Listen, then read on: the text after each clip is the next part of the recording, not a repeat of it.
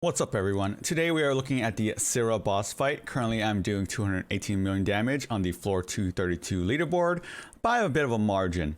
But the way this boss works is that she does three things that's really annoying. Now the first thing she does in the round is she does this phantom array attack that if you don't dodge or parry it, you will lose 150 super meter per target that doesn't dodge or parry. So that's really annoying, right? Because off the bat, you're just starting off and you're like building meter, doing nothing, and all of a sudden you just lose everything. You're like, what, why? And then afterwards, she randomly puts weaken on like random fighters, right? And what weaken does is this makes you do less damage, right? You like, why? I don't have super meter, and when I do have super meter, I do less damage with it. So it's just really annoying. And then afterwards, she puts this Netherworld debuff. It's like a little fist icon. It goes on someone randomly. And what that does is that when they use a skill, everyone else around them gets silenced. So it's like, okay, if I have super meter, I do less damage. And when I do damage, everyone is silenced. And you're just like, okay, well, this boss is really toxic. No one likes fighting this boss. I don't like fighting this boss. I'm number one, and I still don't like fighting this boss. But it's okay. It's okay. We have ways around these annoying debuffs. Okay, we have strategies here. Okay, and I have two teams. One's a relatively free-to-play team, and one is the real team I used to get 218 million. And I'll show you how we do that. But first, let's take a look at the teams we use.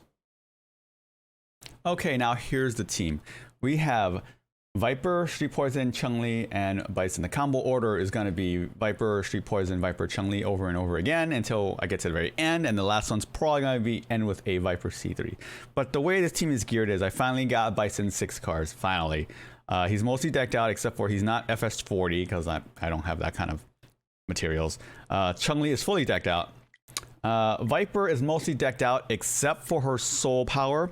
And, you know, her level 40 it's kind of nice actually, but we're mostly gonna be using Burning Kick anyways in this fight. So I think level 40 is good enough. And Street Poison, once again, is not wearing anything other than FS20 and a Shelter, which I think I've been using her like this in all my fights just to prove that she is still useful without wearing anything. The assists are Mayor Cody for the 15% bonus to assists, and Fei Long to assist on the burning damage from the Burning Kick from Viper. The EX moves, however, I'm using a new one. We're using Summer Elena's Summer Waves. Now, Summer Waves is actually pretty good in a couple of ways. It heals you for an okay amount, but the real thing is that it cleanses you. And in this fight, it can cleanse silence. It can cleanse the debuff that makes you do less damage. So it actually has a lot of uses in this fight, and that's why we're using this. And right now you can pull it, so hopefully you guys get it. But yeah, let's take a look at how we do in this fight. Okay, let's do this. So what this team does is we have Chun-Li here acting as support and DPS. Now she's really good at meter generation, and she does provide a little bit of damage, and she does provide damage for the rest of the party because of her 6 cards. But right here, the beams that just drained our meters, there's nothing we can really do about it, so we kind of have to hold that. But it's okay because hopefully Chun-Li can just kind of gain that meter back. Now we have Viper and Street Poison just kind of waiting in the back and just waiting until the end when they can just chain all the supers together, because if Viper can get 5 stacks of Toxic Love, then she's going to do a lot of damage. Now right now, Bison and Viper has stacks of Weaken on them, so they're going to do a little bit less damage, but it's okay because you can cleanse that. Now the problem here is this move right here, this move that makes you silence if you use a skill. Now the fist icon's on Bison, which is our ideal target because we never use a skill on him, but if it went on Viper or Chun-Li, then it might be a problem. But there are ways to play around that. So let's just cleanse the Weaken and just go in. And hopefully we get 5 stacks of Toxic Love.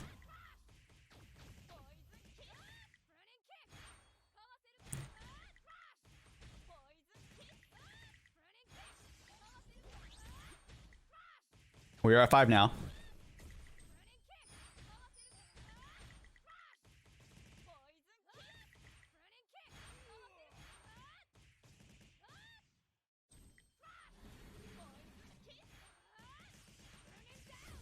All right, well, the 5 went away and I wasn't able to finish Viper's C3, but let's see how much damage we did. 154. Okay, that's pretty good for a relatively free-to-play team. I think 154 would be number 1 still. It would be. Okay, now let's take a look at the real team I use.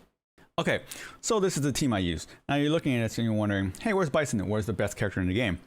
And I'm telling you here that Nero's 3 and 6 card is incredible. What it does is whenever he counterattacks, and he will counterattack because his parry rate is so high, he will apply a 40% parry rate bonus to all the allies.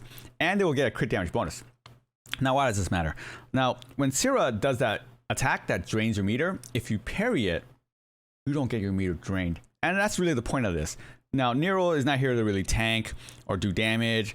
I mean, he doesn't really need the best gear because all he's going to do is parry everything anyways.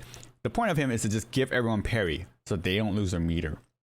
Now, the rest of the team here is still the typical Flame Chun-Li, Fashion Block of Flame Chun-Li, and then apply 50 Flame Penetration stacks and just go in. And Nero is just there to just give everyone parry and to look pretty.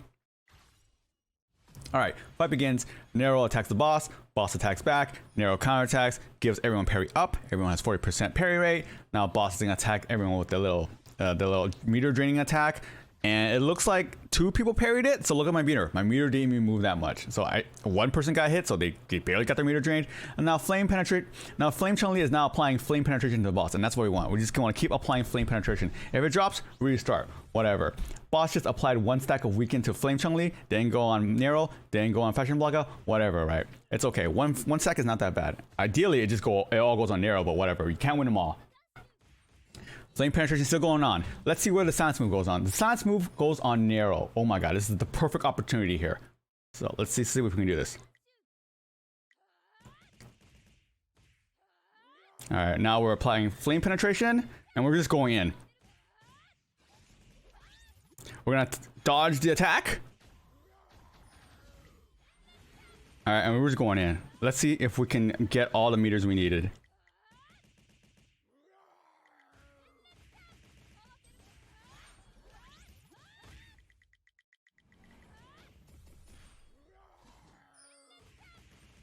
Oh, my phone is dying.